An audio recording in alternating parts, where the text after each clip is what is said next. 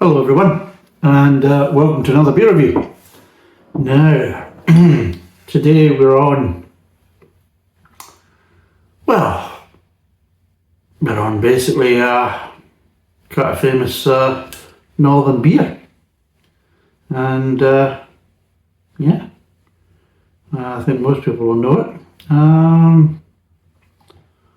From Maxim Brewery, the Double Maxim Beer Company. So there we go. So it's Double Maxim Premium Brown Ale. It says all flavour, no flannel. It says full of northern characters, 1901. So right there, so it must be true. There's a bit of spill in the back, but it's 4.7%. It's 500ml. It says best before sea neck, October 25. So it's definitely not a fresh beer. So it says, the first and only one. In 1901, Maxim Ale was first introduced to the northeast. Following an increase in strength in 1938, it became known as Double Maxim. This premium quality ale is still famous among discerning drinkers for its well-rounded flavour. So there you go. It seems to be quite well known and quite popular in the kind of northeast. Roundabout, obviously, kind of Tyneside, Tyne-Wear, all these kind of things, you know, down the kind of east coast, and again cross over towards kind of Manchester area, Leeds area as well, and things like that. So they like it all those kind of areas. So let's crack it open and see what it's like. I'm getting little smells of cabbage off there and that type of stuff. It being a darker beer, it shouldn't really be such a problem. Usually lighter beers, more hoppier beers will have more of a problem with it. But again, that's the issue with the clear bottle, you know. And while it might not completely affect the flavour of the beer, it does give you a slightly unpleasant kind of pungent smell initially when you crack it open, which isn't maybe the best. Isn't the best start. Smell wise, yeah, getting kind of toffee notes, kind of syrupy toffee notes, a little bit of grain. But yeah, it's just kind of malty kind of toffee. And again, it's along the lines of what I would put down as kind of toffee apples from the fun fair. That kind of smell. Head, well, not too much of a head. It is what it is. I mean, these are clean glasses, but it is what it is. So, let's see what it tastes like.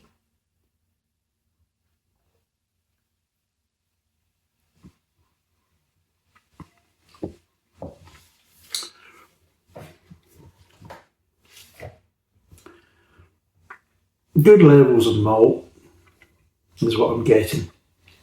Not really much of a bitterness there. If I was comparing it to the Hadrian Border brown ale, that had bags, absolute bags of bitterness. And so it did in the back end, which I really like. There is bitterness there, but not to a huge level. It's kind of, and again, it's down more the kind of side of the tongues is where you're getting. It's not really at the kind of back of the tongue. It's just down the kind of side of the tongue is where you're getting the kind of, you're picking up the bitter notes.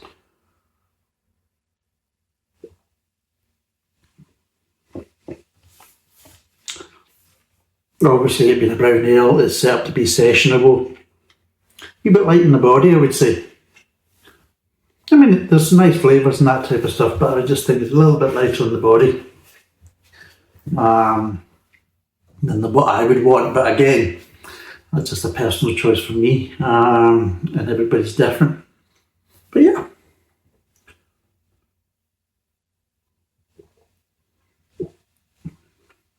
Yeah. Got quite a clean finish at the back end. Quite a quick, clean finish. Nothing really hangs about. And it's really about the malt. It's malty at the front of the mouth, malty in the mid-tongue. And yeah, It's really, again, about the malt with that little bit of kind of bitterness at the back end. And overall, yeah, it's a nice beer. Again, it's one of these kind of beers that are produced for the masses. It's a good standard beer, so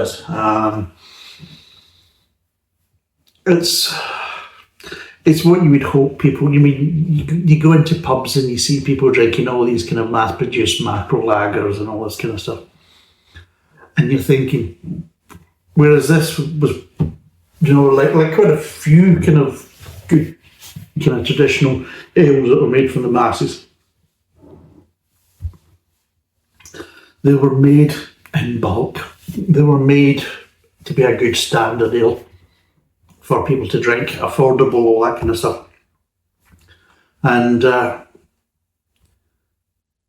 this was kind of like the macro beers of the day, but good, honest, traditional beers that are being brewed with some good ingredients and a nice flavour profile, but brewed for what the customers want. The customers want a malt-forward beer that's sessionable, not too much at the back end to kind of drag you on a bit and things like that. And it's one of these ones that are just, it's chuckable down the throat. It's pleasant, it's enjoyable, it's unoffensive, it just ticks the boxes. Everything that you don't get with the kind of the equivalent of the modern day, which is all your macro lagers and things like this. And some of these ones, I would probably say in its time, this was probably the equivalent of the kind of modern day Doom Bar. But the difference is this is actually a nice beer that's brewed properly and everything else, whereas your Doom Bar is just piss water. And it's just that type of thing is where people should be drinking this. This should still be the drink instead of Doom Bar. People should be basically getting something like this in the bottles, or on tap in the pubs and things like this. This is what they should be getting, not that shitty Doom Bar.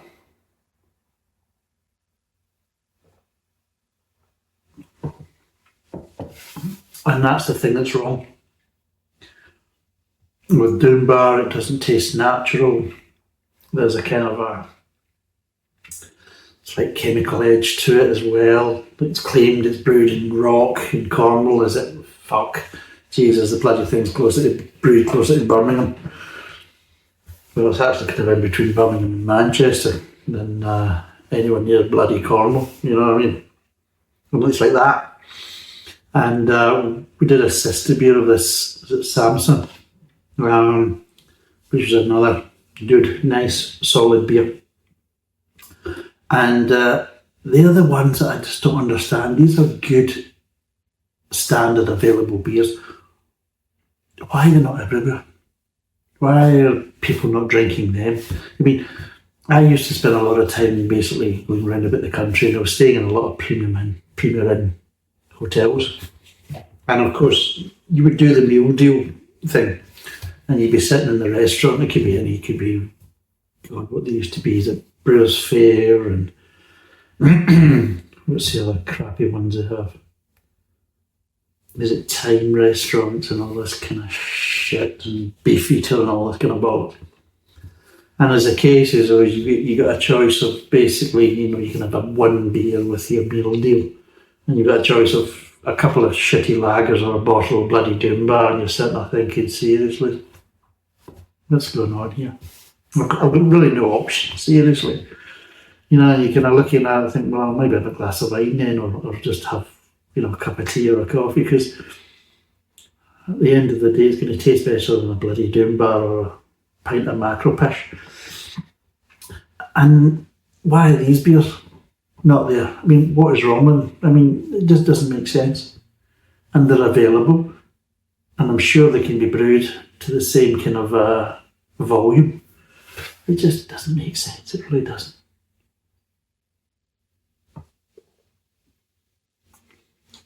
Oh, see something like this. You're sitting there having your meal deal with your microwave dinner. If that's what you're getting anyway. Jesus. Maybe that's why. Maybe that's why they don't give you decent beer in these type of places. They give you shit, so it's a case of it matches the food. Because they can't give you a decent beer because then the food would stand out to be even bloody worse than you actually realise. You know what I mean? Maybe that's why I look at them. Well, they'll hide how bad the food is by giving them a nice shitty beer so they can worry about that instead. maybe that's the raison d'etre, you know, the modus operandi, you know, fuckers. But anyway, I just don't understand where you get these kind of previously mass-produced beer for the masses that were good, honest, traditional beers that I'm not saying they've died, but they haven't kind of grown the way they probably deserve to, and they're not everywhere. Because this is the thing, you get down to kind of Birmingham area. I'm sorry, but you'll not see this beer. You know, I mean, I think you can go down to kind of Peterborough and that type of stuff. So even around about kind of Peterborough, Cambridgeshire, you won't see this beer, and then from then down, you don't. And here's another shocker. From basically the kind of, you know, Cumbria upwards, you won't see this bloody beer either. You know what I mean? It's just, you know, you won't see it in Scotland, you think. What's wrong? Now, I can understand if it's smaller breweries, but Double Maxim Brewery, you know, brewing company, it's not a small brewery. It isn't, and it can produce plenty of volume. In fact, if I remember rightly, they've even got their own bars in Sunderland Football Club and things like that. So it doesn't make sense that while these beers aren't more popular, and they should be, because they're a heck of a lot nicer than what people are drinking. And I just doesn't understand. There's a lot of things in life that I don't understand, like women, politics, Americans, all these type of things are a mystery to me, thinking how, why, and what's the point? And yeah, this kind of falls into the same type of situation. A good, nice beer that just doesn't get the rewards that it should get. So let's break down the flavours.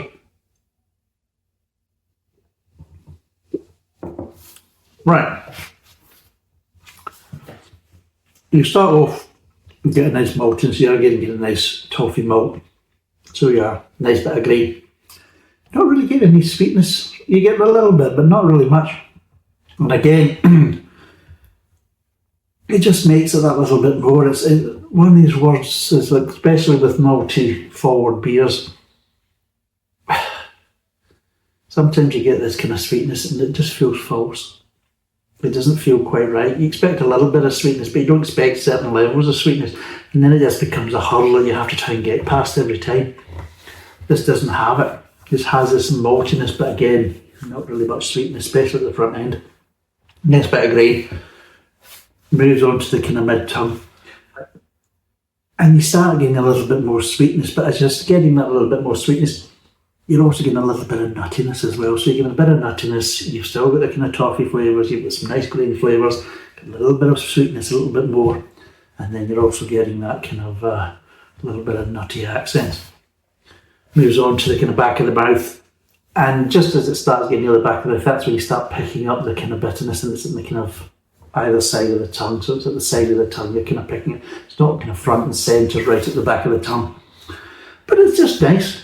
It just gives you a nice little edge. And again, I think it's because there's not too much sweetness, you're just getting a nice bit of edge. For me, I would always like a little bit more bitterness, but that's just me. I like everything to be bitter, you know, it's just my kind of flavour profile. I like malt forward beers.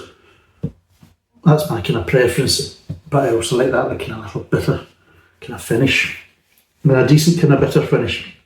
This is a wee bit less. That's probably why I like the Hadrian Border brown ale better, because it had more bitterness. But maybe that's the type of thing that would put people off. If they want more of a kind of finish closer to this, then they might find that the Hadrian Border brown ale is too bitter at the back end, which is understandable. For me, it's just spot on, but again, everybody's different. And but yeah, I like this. I've got nothing against it. I just always like something to have more bitterness than usually it has got. There's not many beers that I drink that really delivers the level of bitterness that I always kind of looking for. But that doesn't make them a bad beer. It just makes me just being a very one-dimensional character. That's always one thing that I don't really get very often.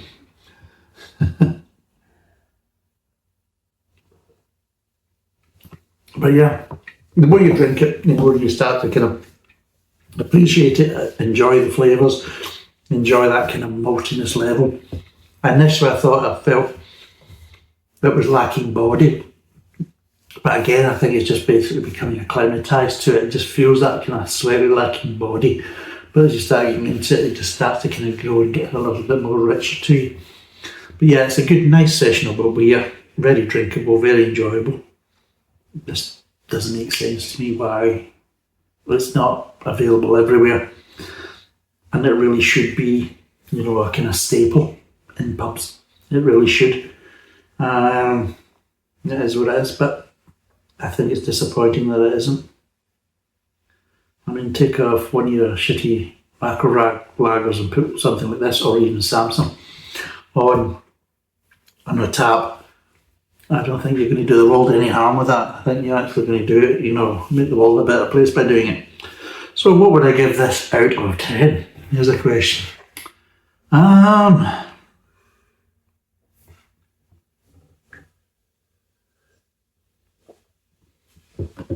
Yeah, good honest traditional beer for the masses. That's far superior than the shit you're being offered nowadays. I'm going to give it a 7.5. Going to give it an easy 7.5. I would probably have given it an 8 if it had a little bit more bitterness, but that's down to me. So don't take it that it's the beer that's letting me down. It's me that's probably letting the beer down by expecting something that's not really there. But I'm always expecting that and always wanting that. So yeah, it's between 7.5 and an 8. If you like more bitterness, then you'll probably give it as a 7.5. If you're not looking for too much bitterness, then you probably find this is just right. Then it's probably an 8 for you. So that's the kind of honest thing. Would I recommend it? Yes, I would. And I would also recommend drinks companies, breweries and everything else, get it in. I would recommend Premier Inn and their kind of restaurant kind of associates, and I'll say restaurant loosely termed, get rid of the Doom Bar and get something like this in. I think this in bottles or Samsung in bottles be far better than that shit. Far better. And you would keep your punters happy. And they would complain about the food, because they wouldn't be complaining about the beer anymore, and they would just be saying, well, I've had a nice beer but the food's shit. And you get what you deserve. But yeah, 7.5 out of 10, quite easily, 4.7%, 500ml bottle. Thanks for watching. Cheers, and bye for now.